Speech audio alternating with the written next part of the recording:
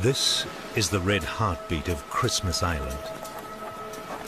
Its red crabs are one of the most spectacular biological wonders of the world. Each year, for countless thousands of years, they have mass migrated in their tens of millions from the forests down to the shore to spawn.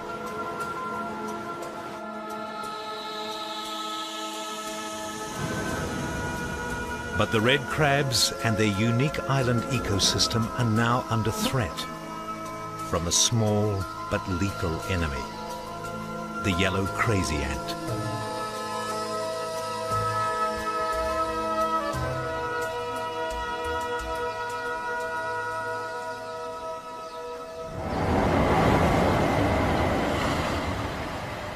Christmas Island is in crisis. It is facing a threat as alarming as any in its turbulent past.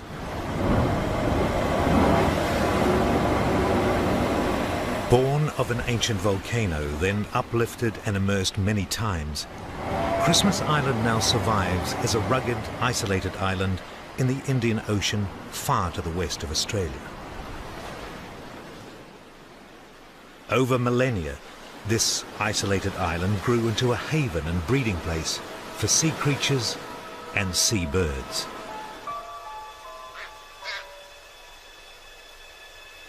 Christmas Island's marine origins and millions of years of occupation by birds worked its magic to create soils rich in calcium phosphate, the ideal nursery for the growth of a lavish rainforest.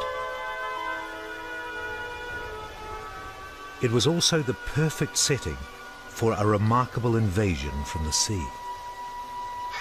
This forest became a paradise for several species of land crabs. Blue crabs retain the strongest links to their marine past. They have fully developed gills and carry reservoirs of water under their shells. Alongside them live crabs so perfectly adapted to life on land that they can no longer survive in water. Robber crabs are powerful enough to tear open fresh coconuts with their claws. They have legs as long as a child's arm and are the most colossal land crabs on Earth.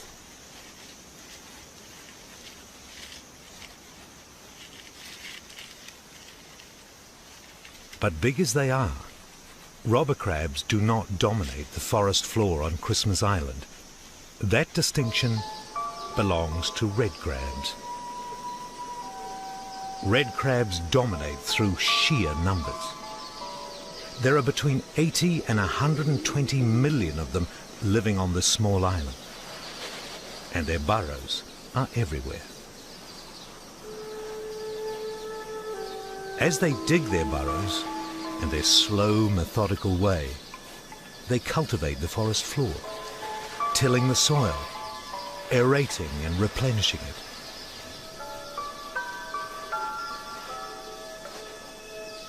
These small ecosystem engineers also recycle and remove debris. They eat leaf litter, seeds and seedlings, excreting it as nutrient-rich deposits. The whole of the rainforest's well-being rests in the claws of these small but consummate gardeners. But once a year, a powerful call draws them back to the ocean that they once emerged from. That call comes with the first of the monsoon rains. Frigate birds nesting close to the cliff tops are the first to feel the cooling drops.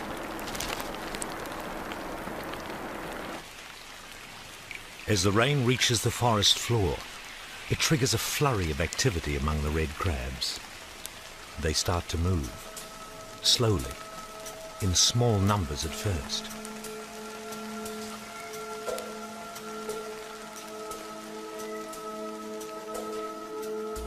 But within a few hours, the movement has spread around the island, and the annual migration back to the ocean is underway.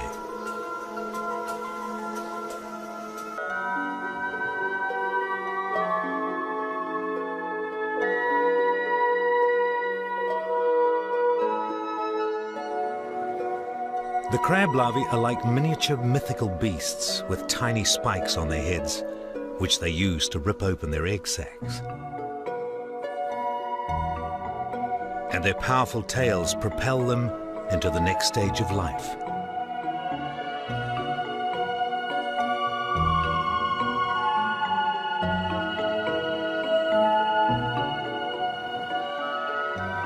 The crab larvae will go through several life stages before they come back to the land.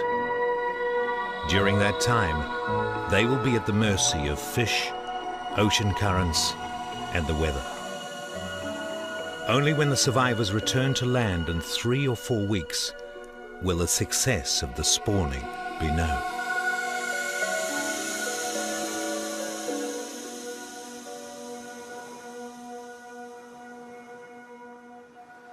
Their eggs released, the female crabs begin to move out of the water and across the beach. The sun rises upon females with their brood pouches now empty, beginning the long march back to the forest plateau. Among them are a few females who haven't released their eggs. They will spawn over the next few nights.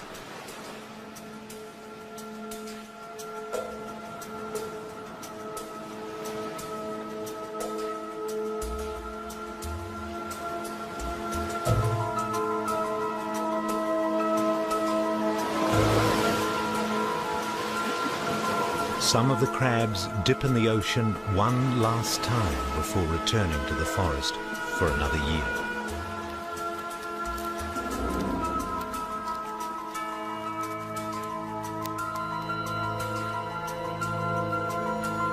The purpose of their journey fulfilled, the females move more easily now. It's been a month since they began their migration.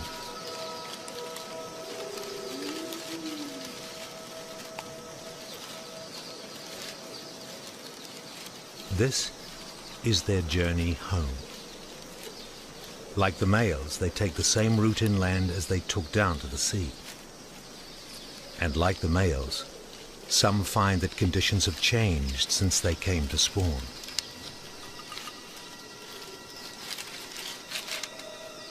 Crazy ants have invaded the burrows on the lower slopes.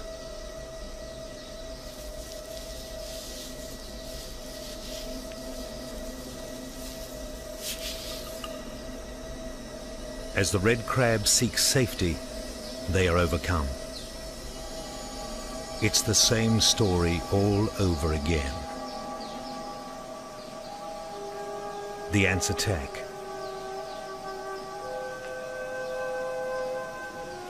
The acid blinds and chokes them, and they suffer a slow death. Though some crabs try to run, there's nowhere left to hide. Their island paradise is changing rapidly. This is the Christmas Island rainforest as it's been for many thousands of years. And this is what it's rapidly becoming. Where the ants have taken over, the forest is choked with weeds and seedlings. It's not difficult to see the parts of the forest where the crabs have been wiped out. These areas of thick undergrowth are expanding, like the ant colonies. Okay, let's go do it. As part of their strategy, scientists are monitoring the impact the ants are having on the forest itself. Okay, look out for this stinger here, okay? Right here? The more information they have, the better their chance of beating the ants.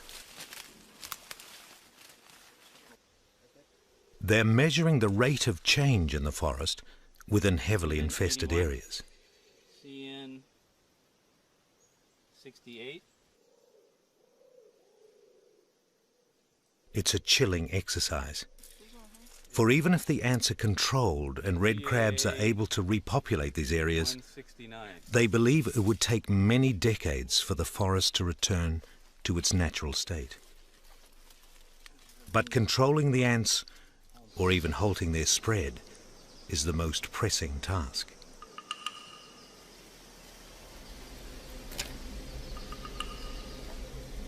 The key to stopping their spread will be in understanding their behavior and, most importantly, working out exactly how workers cooperate by passing on information and food to other members of the colony. Scientists' main hope is that the cooperative behavior of crazy ants can be turned against them, that they will pass poison from ant to ant and that way spread death throughout their colonies.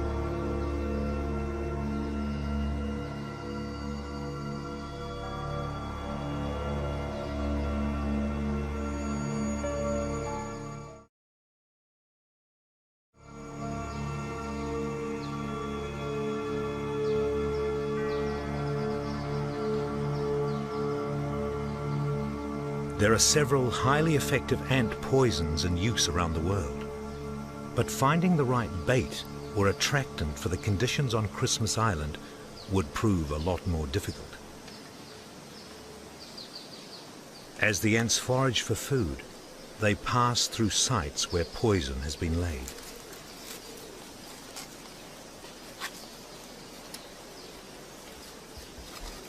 This green poison has a fish oil attractant, but the crazy ants ignore it. Trials with a second yellow poison, which has a carbohydrate attractant, reveals fascinating behavior. A tiny Phodoli ant picks up the bait and is attacked. But the poison is ignored.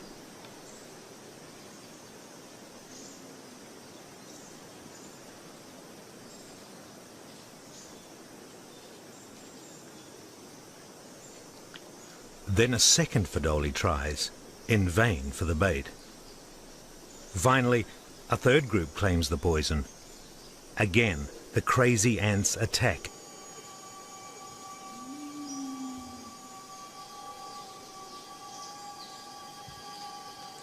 This time, though, as the scientists had hoped, a crazy ant picks up the poison and carries it towards the nest. But it carries it right past the nest, all the way to the colony midden, or rubbish dump, and disposes of it.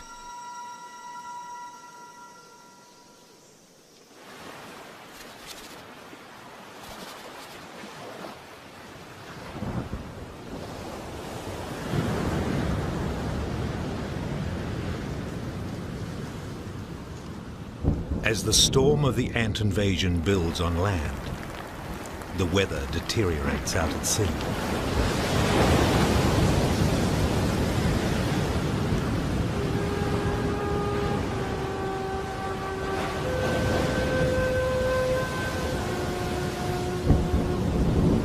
This is no longer the refreshing caress of the monsoon. Christmas Island has caught the edge of a full-blown tropical cyclone.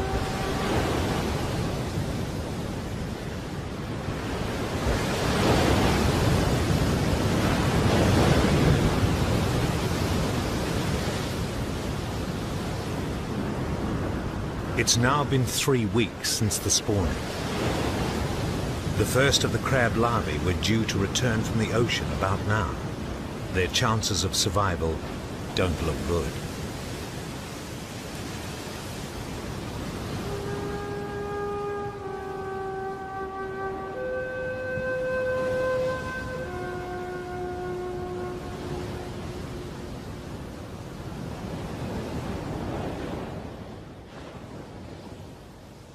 Finally, the storm recedes. Its damage done.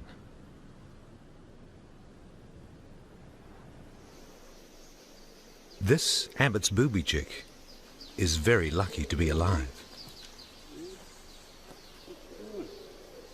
It was swept from its nest in the gale-force winds and was brought to Max before the ants or starvation could take their toll. He will care for it for at least 6 months. until it is ready to take wing and roam the vast oceans far from Christmas Island.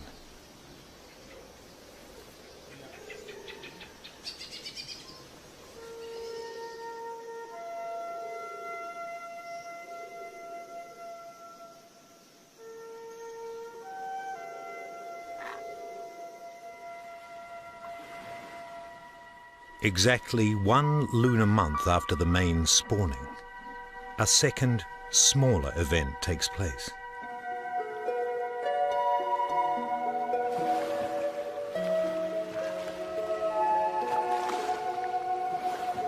There are fewer females this time, but they perform the same ritual, the same dance of life.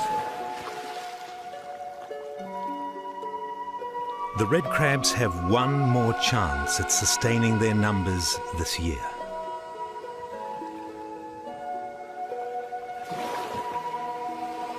The specialized legs or pleopods that held the eggs safe for so long now push them out, releasing them to their fate.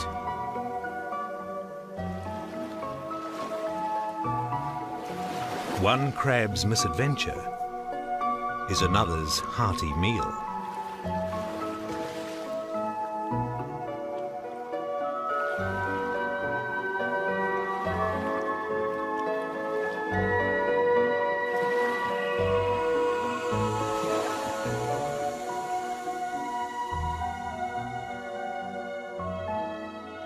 At this time of year, the water should be red with returning larvae, but the storm and the hordes of waiting fish have taken their toll.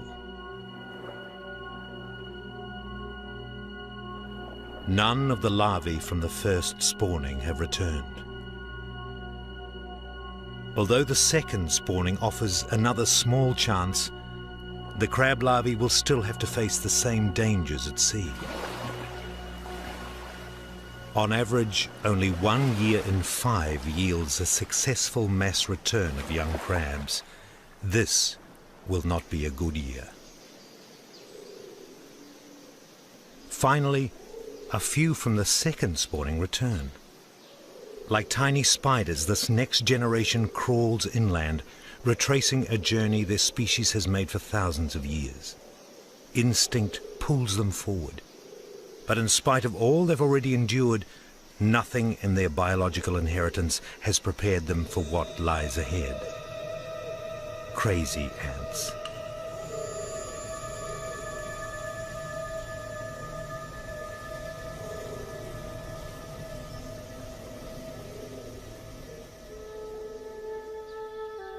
This is an island in crisis.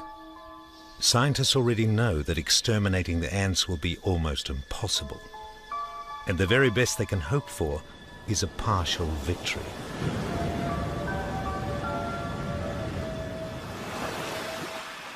For the island's crabs, that means partial defeat. It's unlikely that we will ever see red crabs in the numbers of years now past. The very heartbeat of Christmas Island is fading, and there will be no easy solution.